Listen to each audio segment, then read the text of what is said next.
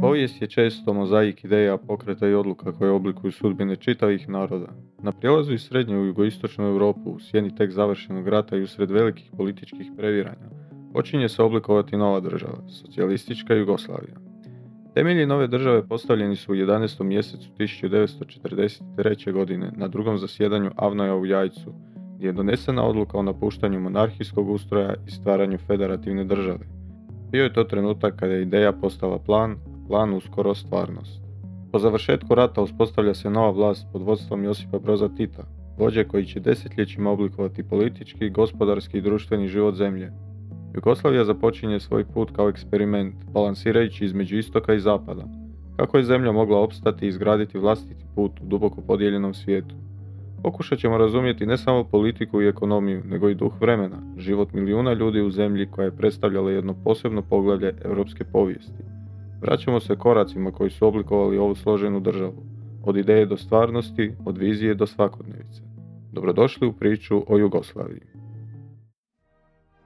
Jugoslavija je bila više nacionalna federacija sastavljena od 6 republika i 2 autonomne pokrajine, koja je više od 4 desetljeća tražila ravnotežu između različitih identiteta, faktora i interesa.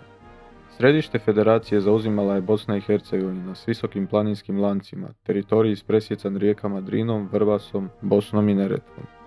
Na jugozapadu se nalazila Crna Gora, planinska republika uz Jadransku obalu u kojoj se nalazilo Skadarsko jezero, najveće u zemlji. Hrvatska se protezala od Dunava preko Panonskih ravnica i Dinarida do Jadranske obale s više od 1200 otoka. Na jugoistoku zemlje smjestila se Makedonija s rijekom Vardar te velikim jezerima Ohrid i Prespa na svojim granicama. Slovenija, smještena na sjeverozapadu, bila je izvor najdulje jugoslavenske rijeke Save i dom najvišeg planinskog vrha u zemlji Triglava. Istočni dio zemlje obuhvaćala je Srbija, od Panonske ravnice na sjeveru s Dunavom preko Morave do visokih planina na jugu. U sastavu Srbije bile su 2 autonomne pokrajine, Kosovo na jugu republike i Vojvodina koja je obuhvaćala sjeverni dio Srbije. Sve ove republike činile su jedinstveni mozaik Jugoslavije, okvir koji će postati scena prvih poslijeratnih izbora i uspostave nove vlasti. 11. mjesec 1945. Održani su izbori na kojima je pobijedila Narodna fronta u kojoj je Komunistička partija Jugoslavije imala vodeću riječ. Time je učvršćena vlast komunista, a u zemlji je uspostavljen radikalni jednopartijski sustav. Odmah su započele ekonomske i društvene promjene. Intenzivno i sustavno se provodi eksproprijacija i ograničavanje svih oblika privatnog vlasništva. Agrarna reforma oduzela je sve zemljišne posjede iznad 25 do 35 hektara, uključujući zemlju u vlasništvu protjeranih Njemaca. Režim je osim zemljišta, nakon učvršćivanja vlasti, započeo s ubrzanom konfiskacijom svih ostalih oblika imovine. Do kraja 1945. državi je pripalo 55% industrije, 70% rudnika, 90% crne metalurgije i čitava proizvodnja nafte. Do 1948. oduzimanje privatne imovine bilo je u velikoj mjeri završeno. Istodobno se provodi sveopća centralizacija. Komunisti su zauzeli ključne položaje u svim organima vlasti i na svim razinama društva, od sudstva do kulturnih institucija, i uspostavili tzv. Diktaturu proletarijata. Državno upravljanje nacionaliziranom imovinom, školstvom i kulturom rezultiralo je naglim povećanjem državnog aparata i snažnom primjenom represije. Ali tko je zapravo nadzirao provedbu novih pravila i osiguravao da se država zaista poštuje? Taj zadatak pripao je tajnoj službi OZNA, osnovanoj 1944. koju je 1946. godine naslijedila UDBA, Uprava državne bezbednosti, koja je nadzirala političku i svakodnevnu aktivnost građana, čuvajući novu vlast od stvarnih i zamišljenih prijetnji. Lokalne društveno-političke zajednice i republike svedene su u okvire administrativno-teritorijalnih jedinica koje su funkcionirale prema direktivama i pravnim odlukama saveznih centara upravljanja. Ukinut je princip rentabilnosti pa su poduzeća poslovala na načelima državnog proračuna, što je značilo da su svi njihovi prihodi i rashodi bili kategorije državnog proračuna, a ne samostalnog tržišnog poslovanja. Po uzoru na Sovjetski savez pripremljen je program forsirane industrializacije s ciljem da Jugoslavija uđe u društvo razvijenih zemalja. Prvi petogodišnji plan, donesen 1947. godine, nazvan je planom industrializacije i elektrifikacije. Bio je ne samo ambiciozan, nego izrazito autarkičan, predviđajući izgradnju svih vrsta industrija kako bi država postala samodostatna.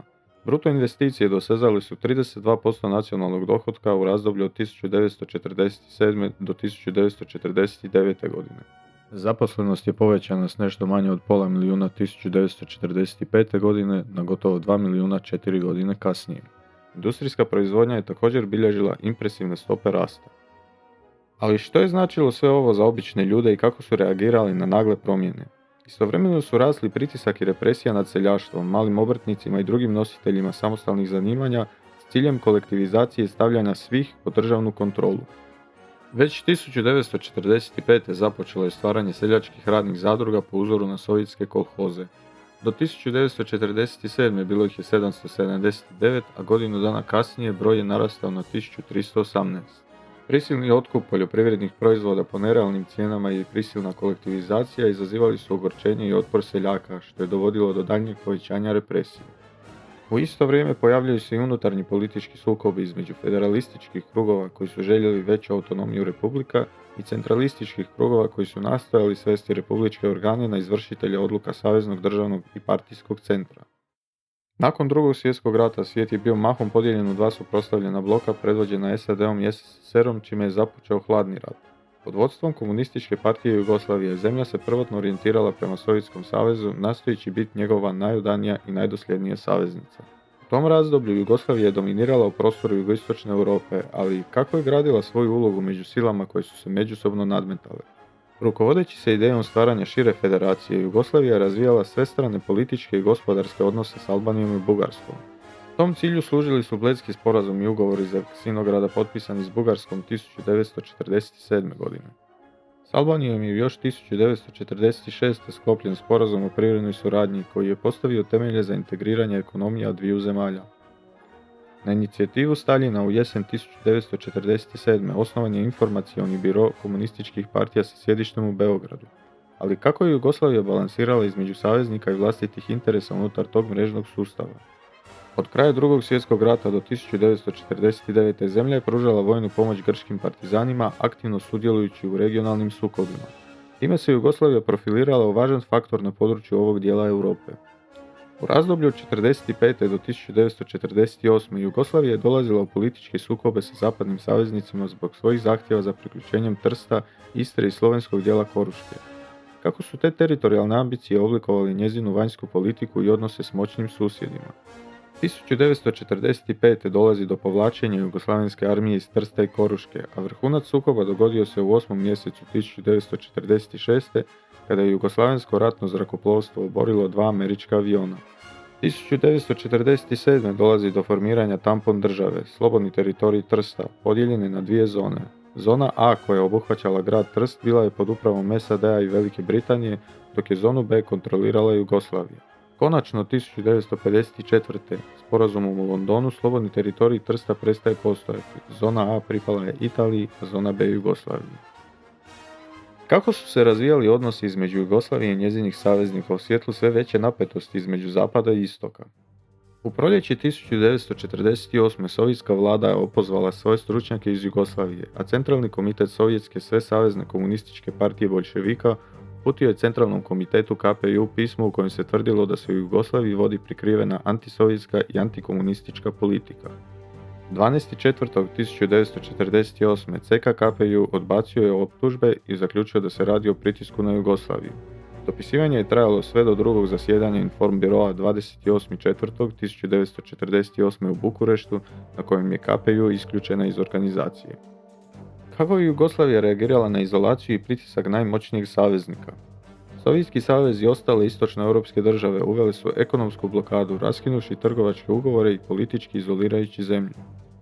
1949. Informbiro u Budimpešti donosi novu rezoluciju protiv KPJ, a unutar Jugoslavije započinje obračun s takozvanim Informbirovcima. 60.000 komunista izbačeno iz partije, dok je 16.312 osoba osuđeno na zatvorske kazne ili izolirano u posebnim logorima, među kojima je najpoznatiji bio Goli otok. Nastavilo se i s oduzimanjem ostataka privatne imovine. U proljeće 1948. provedena je druga nacionalizacija koja je obuhvatila sitna privatna poduzeća. Unatoč sukobu sa sovjetskim vodstvom, Jugoslavija je nastavila provoditi politiku i razvojni put po uzoru na sovjetsku državu. Početkom 1949. KPJ pokreće masovnu kampanju kolektivizacije na selu. Seljaci su reagirali s negodovanjem, a vrhunac otpora bila je Cazinska ili Kordunaška buna početkom 5. mjeseca 1950. na području Bosne i Hrvatske. Milicija, OZNA i JNA su u krvi ugušili pobunu. 15 ljudi je osuđeno na smrt streljanjem, a stotine ljudi je raseljeno. Zbog daljnjih otpora seljaka i loših rezultata 1953. godine vlast odustaje od kolektivizacije. Na međunarodnom planu ubrzo nakon završetka Drugog svjetskog rata dolazi do zaoštravanja odnosa među dotadašnjim saveznicima, što rezultira podjelom Europe u dva suprotstavljena bloka. NATO ili Sjevernoatlantska alijansa osnovana je 1949. potpisivanjem Sjevernoatlantskog ugovora, poznatog i kao Washingtonski ugovor, od strane 12 zemalja, uključujući SAD, Kanadu i nekoliko zapadnoeuropskih država. Savez se postupno širio. 1952. pristupile su mu Grčka i Turska, a 1955. zapadna Njemačka. Kao protuteža NATO u 1955. potpisan je Varšavski pakt, vojni savez zemalja socijalističkog bloka pod vodstvom Sovjetskog saveza. Ovaj savez bio je izravni odgovor na širenje NATO-a i uključivao je zemlje istočne Europe. Tijekom narednih desetljeća države članice uspostavljale su i prilagođavale svoje uloge unutar oba saveza. Albanija 1968. istupa iz Varšavskog pakta, dok Španjolska 1982. pristupa NATO savezu. Kako je Jugoslavija izolirana od svog glavnog ideološkog saveznika, uspjevala balansirati između istoka i zapada, dok je okružena vojnim i političkim blokovima. Zbog sukoba sa Sovjetskim savezom i vanjsko-političkog sukoba sa zapadnim zemljama oko granica došlo je do povećanih izdataka za vojsku, oko 1/4 nacionalnog dohotka, a privredni razvoj ulazi u razdoblje stagnacije. Povećava se nezaposlenost i dolazi do pada zaposlenih za 256.000 ljudi, te do pada životnog standarda i pojačanja represije državnog aparata. Kako se država nosila s tim izazovima? Jugoslavija se odlučuje za drugačiji put, samoupravni socijalizam. Tvornice se predaju radnicima na upravljanje, zemlja seljacima, dok se odustaje od prisilne kolektivizacije. Na 6. kongresu KPJ u Zagrebu 1952. godine stranka mijenja ime u Savez komunista Jugoslavije, SKJ, što simbolizira novi politički i ideološki smjer.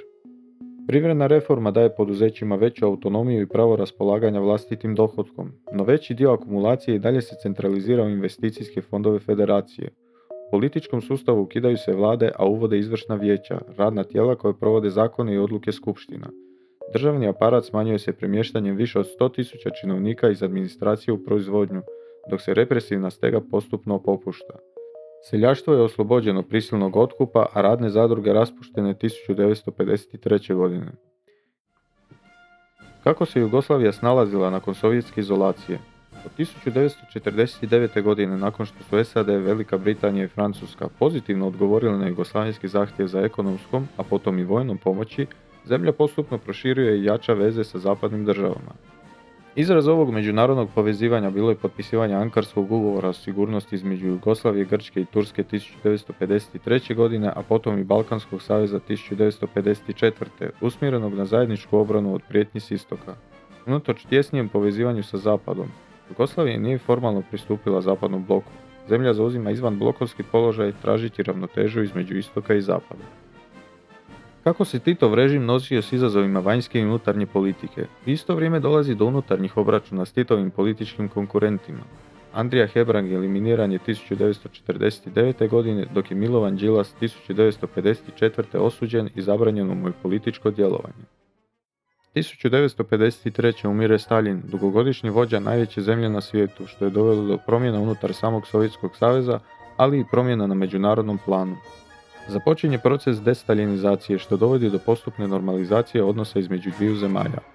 U Beograd 26.5.1955. dolazi sovjetska delegacija na čelu s Nikitom Hruščovom, koji javno povlači optužbe Staljina i Informbiroa protiv Jugoslavije. 2 dana kasnije sovjetska i jugoslavenska delegacija potpisuju Beogradsku deklaraciju, kojom se odnosi dviju zemalja trebaju razvijati na načelima suvereniteta, nezavisnosti i ravnopravnosti. Normalizacija se nastavlja tijekom posjeta Josipa Broza Moskvi 1956. kada se potpisuje deklaracija o odnosima između Saveza komunista Jugoslavije i Komunističke partije Sovjetskog saveza. Ipak, odnosi su tijekom godina doživljavali ponovne padove i uspone. Primjerice, tijekom Mađarske revolucije 1956. u Budimpešti, Sovjetski savez je optužio Jugoslaviju da je utjecala na događaje, ukazujući koliko je dalje krhka ravnoteža između dviju država. Nakon višegodišnjeg sukoba sa Sovjetskim savezom i postupnog približavanja zapadu, Jugoslavija je sredinom 1950-ih uspjela konsolidirati svoj položaj u međunarodnoj politici. Izvanblokovski put omogućuje je zemlji da očuva svoju suverenost, razvija privredu i društveni sustav po vlastitim pravilima te postane respektabilan faktor u jugoistočnoj Europi. Oslobođena direktnog pritiska velikih sila, Jugoslavija je spremna zakoračiti u novu fazu, inicijativu koja će joj donijeti priznanje i ulogu među zemljama koje žele biti izvan sukobljenih blokova. Ako vam se svidio video, možete se pretplatiti na kanalu. U komentarima napišite svoje mišljenje, kako vi gledate na nastanak socijalističke Jugoslavije. Što biste promijenili i što se moglo drugačije ili bolje napraviti kod organizacije nove države? Hvala na gledanju i čujemo se uskoro s novim videom. Pozdrav!